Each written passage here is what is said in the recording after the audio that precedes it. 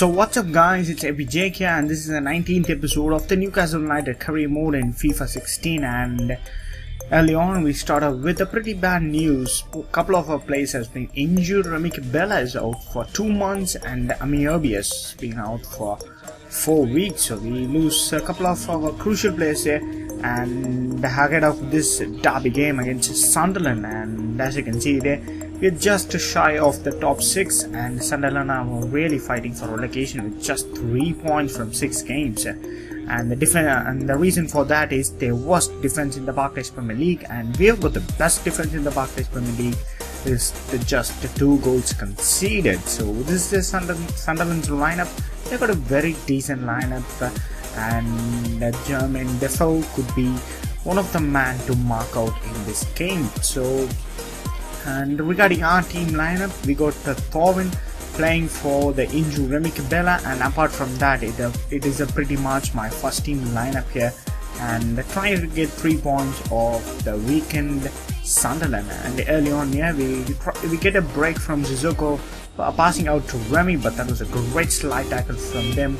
And regarding Sunderland, they did get an order attack going on, and something is there in FIFA 16 that makes the derby game so special and so interesting. And Jermaine Defoe here was the main play to watch here, and he was showing his acrobatics, and he was always one to note for in defense. That was a great effort, but it was just shy. Did hit the side netting there, but this game was not at all ending. It was both the sides were getting even attacks here and there. Position was even, and until this moment when we lay short corner and Aaron's dribbles past the defenders in the box to get a vital goal here in the injury time as well. So it is 90 minutes and +2 as well. So that was a great goal from the youngster who was recently subbed in for Yosi Perez. That was a great goal from Aaron's. He did get 3 points in the final moment, so great performance to him. Last episode we got Armstrong saving us the game, and this episode we got Aaron's.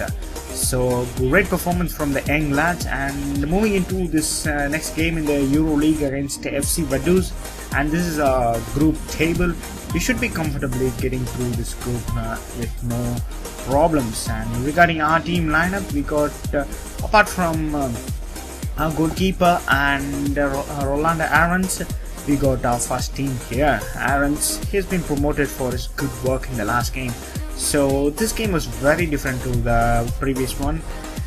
We didn't have greatest of attacks. We were really playing the ball out in the midfield, and once again playing short from a corner, and Aarons trying to get past the defender, and he has been taken down. So we get a penalty late in the first half as well, and Leon Kabak converts that one coolly. So we get a 1-0 lead in the greatest of time to get ahead there. And in the second half we did try to get the second goal and lay this game off, but the Wijnaldum's effort was just over the bar.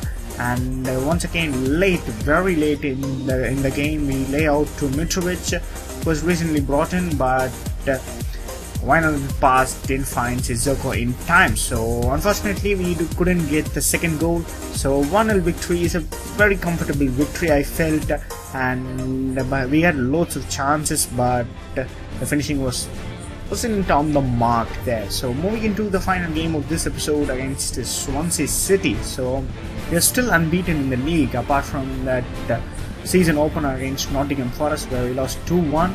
So we have a very good defensive record in the league, and we got a very decent Swansea City lineup testing our defense here. So regarding our team lineup, it's a pretty much standard looking lineup. It's same when comparing to the first game of this episode. And regarding Swansea City's lineup, they got the John Shelby, whom we definitely need to sign in January transfer window because Newcastle United got him in real life. And we got a couple of threats like Babatimi Gomes and Andre Ayew. So as you can see there, I'm trying to do the same trick, the short corner trick. It really works well. And speaking of this game, this is an odd game comparing to the both two games, and it was one of the frustrating games there. Look at Swansea City's defense. The man marking was really good. They did shut up short at the back, and they did hit me on the counter. Look at there.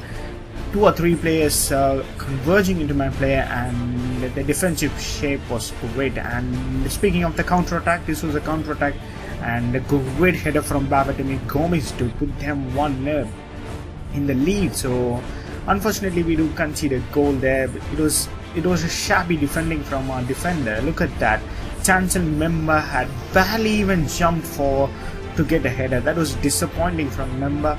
Soon after that, they do get a free kick in a dangerous area, and Sissoko breaks the play, and we play to Kabai, who plays to Ayosi Perez, and Ayosi Perez with the lob through ball, which was meant for Loic Remy with his pace, but Kabai gets in the way and he fluffs off the ball and we lose possession. So it was one of the frustrating games as well.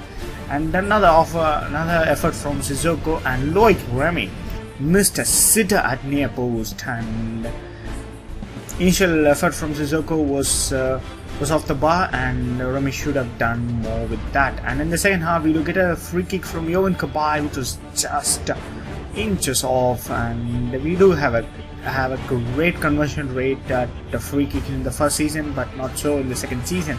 And later on we did get a lovely chance for Ayosi Perez, but he goes with his weak foot and misses that opportunity. So that was the end of the game. A very disappointing 1-0 loss to Swansea City, who was really good defensively. So that's the end of this episode, guys, and I'll catch you in another episode soon.